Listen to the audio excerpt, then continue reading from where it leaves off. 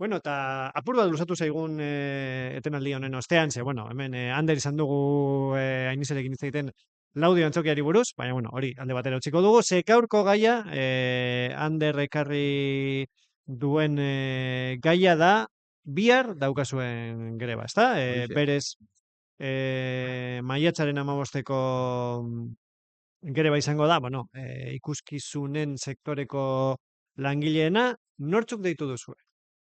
Deitu berez, teknikari guztiak batera, deitu dugu, eta hori arrakasta bada.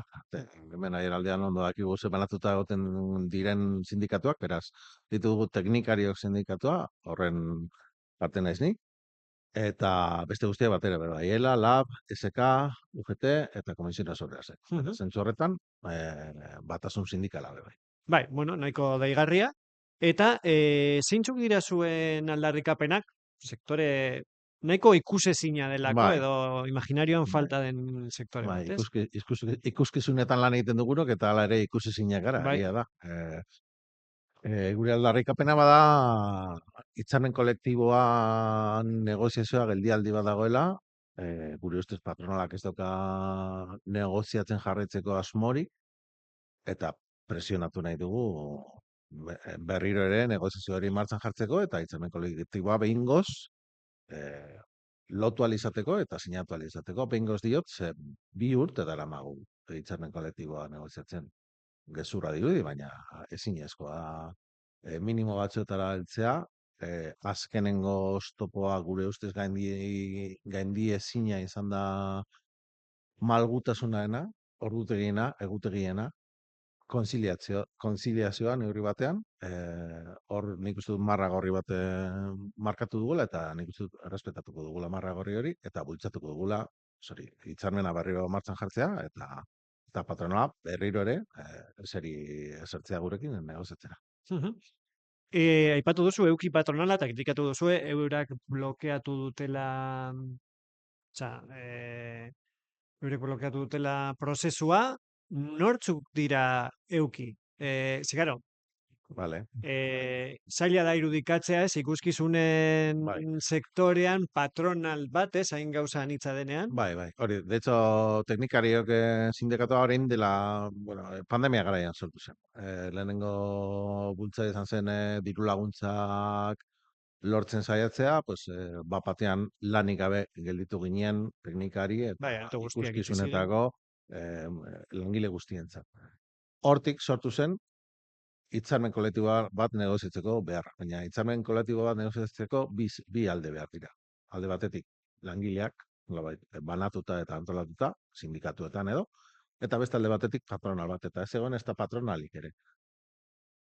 Enpresek beraiek ere ez eukaten kontzientzia bat sektore bateko parte direnik. Ez daukate, gaur egun ere ez daukate. Sektore anitza da, baina ez hainbesterako. Ikuskizunak eta ekitaldiak. Oso ondo definituta dago karteletan, gerbaleko karteletan. Ikuskizunak dira arte eszenikoekin zerikusia daukaten emanaldiak, musika, antzerkia, dantza emanaldiak, kalean edo aretoetan gertatzen direnak. Ekitaldiak dira hitzaldiak, enpresa bilerak, nolabait ere Kongresuak, kongresuak eta ikusentzunezkoen beharra duten ekitaldiak edo emanaldiak edo gertaerak. mhm. Orduan, guk bultzatu dugu patronala sortzea, behar izan dugulako hitzarmen kolektiboa negoziatzeko, eta patronalean enpresa nahiko daude eta batzuk nahiko handiak. Adibidez, pues, nik lan egiten duan enpresa, Izilan, honek ere ematen ditu Gasteizko antzoki guztiak, egiten du asistentzia teknikoa Gasteizko antzoki guztietan, Arabako beste batzuetan, Amurrion adibidez. Badago Telesonik izenekoa, horrek egiten du asistentzia teknikoa Euskalduna Jauregian, Beken ere bai, Bekeko, osea, ekitaldietarako aretotan. Badago Audiomik izeneko ekipoak alokatzen dituen enpresa arraldoi bat, badago Fluge izeneko ekipoak alokatzen dituen enpresa beste enpresa arraldoi bat. Orduan, sektore anitza, patronala anitza, baina patronala. Hori. Eta zuek ikuskizunean, bueno, ikuskizunen sektorean aritzen zareten beharginok, ere anitzak zarete, askotan jartzen Hori da. ditugu, ez, teknikariak, baina langile mota gehiago daude hor barruan, ezta? Bai, bai, emanaldi batean jende asko parte hartzen du, adibidez, harreran lan egiten duen jendea, harrera sarrerak saltzen edo harrera egiten Bai, ekitaldian aulkiak. edo aukietan edo akomodatzen. Zen hemen, zamalanak egiten dituen jendea, kamioiak deskaratzen dituena ekitaldi erralde batean, adibidez, eta berriro kargatzen dituena. Teknikariok, ikusentzunezkoetako teknikariak, osea, bideo, argi, soinu eta egituretako teknikariak, produkzio lanetan ibiltzen den jendea, bulegoetan ibiltzen den jendea, ordutegiak zehazten, Mhm.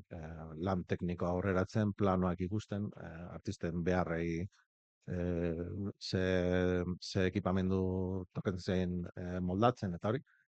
Langile hori, mota hori guztientzako da hitzarmen kolektiboa eta kasu honetan greba deialdia. Eta lehen galdetu dizut aldarrikapenen inguruan iruditu zait nolabait marra gorria dela kontziliazioa ahalbidetzea. Bai, oso argia, oso argia. Nik uste dut enpresek eta patronalak oro har, eh, enpresa bizitzen ari dira guztia galera bat bezala. Eta logikoa da, ze lehen ez zegoen inolako lege esparrurik gure sektoreari eragingo zionik. Mhm. Orduan galera bat bezala bizitzen ari dira guztia. Orduan, zin da, barretu zin zela galera. Bai, aipatu duzu, ez? Ulertu dizut apur bat kontziliazioa dela Vale, hori da. oztopo gehien Orduan, handiena. orduan, euren argudioa bada, eh, nolabait euren negozio modeloaren kontra doala, ordutegiak aldez aurretik zehaztu behar izatea. Hori da, eske barre egiten, barrea egiten du. Zoritzarrez, gure sektorean hori askotan gertatzen da, azken momentura arte ez dago argi zer ordutegi izango duzun. Zoritzarrez be bai, askotan argi egoten da ordutegi gehiegizkoak izango direla, 12 orduko lanaldi bat izango dela, 14 orduko lanaldi bat izango dela kalean baldin bazaude. Orduan agian horregatik pentsatuko dute ez dela importantea, baina benetan konziliazioa kontuan hartu nahi baduzu, edo gutxi gora bera kontuan hartu nahi baduzu, edo nolabiteko garrantzia eman nahi badiozu, aldez aurretik zu jakin baduzu, zein egunetan lan egingo duzun. Jakin baduzu, egun Ez horretan, dirudi oso eskaera eroa, egia esan da. nire ustez ez da. Nik konparatzen manez nire lagunekin, nire lagun gehienek, lano egutegi badaukate urtarrilaren batean. Gu, nik zehazki, nahiko aurrerapenez jakiten dute zein egunetan lan egingo da, baina hori nire enpresan gertatzen da, nire lan, lan lekuan. Zen nire enpresan beste leku batzetan ez dagoen argi. Eta beste enpresa askotan ez dago bat ere argi. Orduan, planteatzen dutena gehiagizko malgutasun bada. Makina inolako diru konpentsaziorik gabe, inolako mugarik gabe, eta nik uste dut hori ez dugula onartu behar. Mhm. Eta, bueno, biharko greba izango da sektoreak gutxienez Euskal Herrian biziko duen lehenengo greba, zer espero duzu? Ba, ez dakit, egia esan, ez dakit. Sektorea berez oso atomizatua dago, enpresa txiki asko gaude honetan, teknikariok sindikatua, bueno, pues, teknikariok sindikatuan hainbat gaude, baina ez hainbeste. Bai, gero badaude autonomo pilo. Hori da, gainera, adibidez, kaleko ikuskizunetan, ia langileen erdia autonomoak dira. Orduan, zer espero dudan, galdera baldin bada espero badut jende asko greba egitea, ez dut argi. Nik espero dut, bai, ez espero dut jende asko greba egitea, baina ez dut bat ere argi, lehenengoa delako. Grebak duen gauzarik onena, do nire ustez orain arte greba o arrakasta berez arrakasta bat bada berez, hausnarketara bultzatu gaituelako. Eta elkarren artean hitz egiten ari garelako, langileok gure artean, enpresa bereko langileok gure artean, enpresa desberdinetako langileok gure artean, langileok enpresekin hitz egiten ari gara, langileok artistekin hitz egiten ari gara. Horrek bakarrik balio du eta justifikatzen du greba. Ze grebak honetara ekarri gaitu. Eta hori, Aipatu duzu artistena. bai. Eta lehen aipatu didazu, artista batzuk batu direla nolabait grebara, ez? Bai, askok eta askok emanaldiak bertan behera utzi dituzte, grebarekiko elkartasunagatik edo, hemendik bereziki eskerrak emanen dizkioke Kuskua elkarteari, San Joseko, bueno, Amurreko Kuskua elkarteari, ze haiek emanaldia zeukaten gaur, Amurre ontzokian, eta bertan behera utzi dute, movida arraldoia eurentzat, ze sarrera guztiak salduta zituzten, bueltatu behar izan dituzte sarrerak, data aldaketa bat egin dute. Nire ustez, elkartasun keinu polita eta azpimarratzeko modukoa. Halakoak, hainbat eta hainbat artistek egin dituzte, eta beste hainbatek ez dute egin. Mhm. Guk artistei eta konpainiei eskatzen digu elkartasuna, baina hori da eskatu aldi diguna. Elkartasuna. Ze greba hau teknikari edo langileentzat da. Ez artistentzat. Orduan hori da eskatu aldi diguna. Eta ematen badigute, ondo etorria. Bai nahiko argi daukat, nire ustez behintzat, lan hitzanen duen bat lortzeak ekarriko duela sektorea pizkat duinago izatea. Eta zentzu horretan ez bakarrik langileak, baizik eta konpainik ere bai, ekitalietako antolatzaileek ere bai, programatzaileek ere bai, nik uste dut, baldintza duinago batzuetan egin ahal izango dutela lan. Lehen aipatu ditugu zuen lan baldintzak, ez dakite zerbait gora aipatuko zenuken hoien artean, askotan zuek lan egiten duzue, besteok aisialdia gozatzen dugun bitartean, ezta? Bai, argi dago, garela ikuskizunetako zerbitzariak. Argi dago, taberna batera baldin bazoaz, baten badago hor zuk festa egin dezazun, gure kasuan antzeko zerbait da. Nik beti lan egiten du jendea festa egiten dagoenean edo jendearen aisialdian. Hori berez, horrek bakarrik, ja, nahikoa markatzen du kontziliazioa. Nik ia asteburu guztietan lan egiten dut. Eta horrek berez, zailtzen du, pues, familia bizitza, edo familia elkarbizitza, zaintza, konziliazioa. Gure, behintzat diru asko irabaziko bagenu, diru asko irabaziko bagenu behintzat, gaitzerdi, baina hori ere ez da.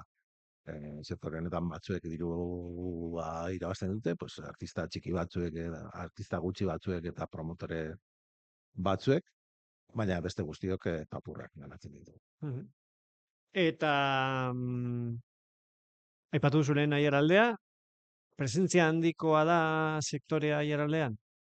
Ez, langile gutxi gara.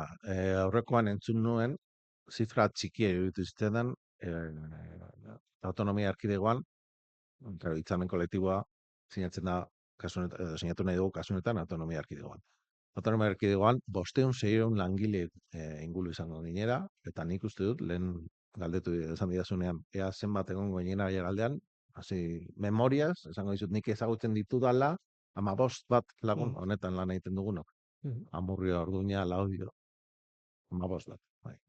Beraz, enpresa txikia, baina. Ez horren txikia, dena den. Langile ez da horren txikia. Ander, mil esker, gurekin egoteagatik, hau guztia saltzeagatik, bihar ikusiko dugu, nolako oihartzuna duen grebak, baina, printzipioz. Espero zaitut konzentrazioetan, Bilbon goizean, 11:00 balda egongo da, Arriagan, eta hainbat informazioa kasu teknikarioen zeretan. Sorte hon bihar, eta urrengoan hitz egiten badugu, izan da dela hitzarmen berriaren nondik norakoak azaltzeko. Eskerrik asko. Mil esker, Ander, eta, ikusleoi, badakizue, astero bezala, asteburu honetan zuen agenda prestatu nahi baduzue, aintzat hartuta, 15ean greba dagoela, badaukazue aiaraldea.eusen agenda osoa, izango dituzu ere albiste guztiak, eta nola ez, urrengo astean, berriro, ordu batetan hemen egongo gara azaleran, tokikotasuna lantzen, ziurrenik tokiko ordezkariekin. Esan dakoa, asteburuan pasa, eta laster arte.